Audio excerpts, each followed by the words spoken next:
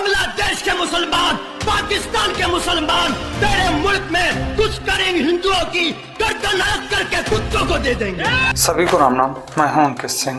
बांग्लादेश में सत्ता का तख्ता पलट होने के बाद वहां पर हिंदुओं पर अत्याचार लगातार बढ़ते चले जा रहे हैं, जिसको लेकर भारत सरकार के द्वारा हाल ही में चिंता जताई गई और बांग्लादेश सरकार को इस पर संज्ञान लेने के लिए हिदायत दी गई।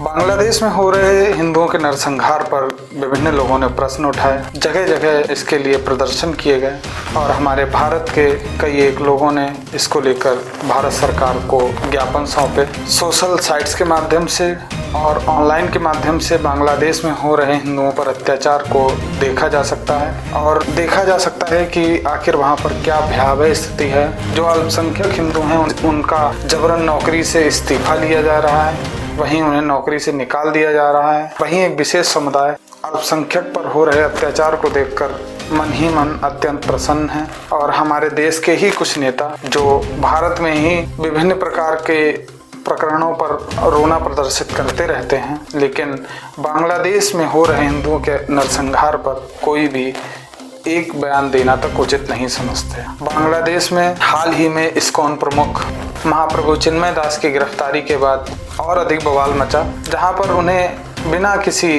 वैध कारण के गिरफ्तार कर लिया गया और उनकी गिरफ्तारी मात्र से ही पूरे इस्कॉन पर बैन लगाने का प्रयत्न किया गया। महाप्रभु चिन्मय दास का जिस वकील ने केस लड़ने के लिए लिया, उसे इतना मारा पीटा गया कि आखिर में उसे आईसीयू में भर्ती होना पड़ा और इसी भय के कारण कोई वकील केस तक लेने को तैयार नहीं हुआ। बांग्लादेश में फैले इस प्रकार के नरसंहार को देखकर इस्कॉन के द्वारा एडवाइजरी जारी की गई, जिसमें उन्होंने अपने संतों को तिलक और पीले वस्त्र पहनने से मना किया और इस एडवाइजरी में विशेष रूप से कहा गया कि कोई भी इस्कॉन वाला ऐसे वस्त्र और तुलसी की माला ना पहने जिससे उनकी पहचान हो सके। फिलहाल पूरा भारत सरकार से यही उम्मीद किए हुए है कि वे बांग्लादेश में हो रहे हिंदुओं के नरसंहार पर संज्ञान लें और बांग्लादेश सरकार से प्रमुख रूप से यही गुजारिश है कि इस नरसंहार को रोका जाए।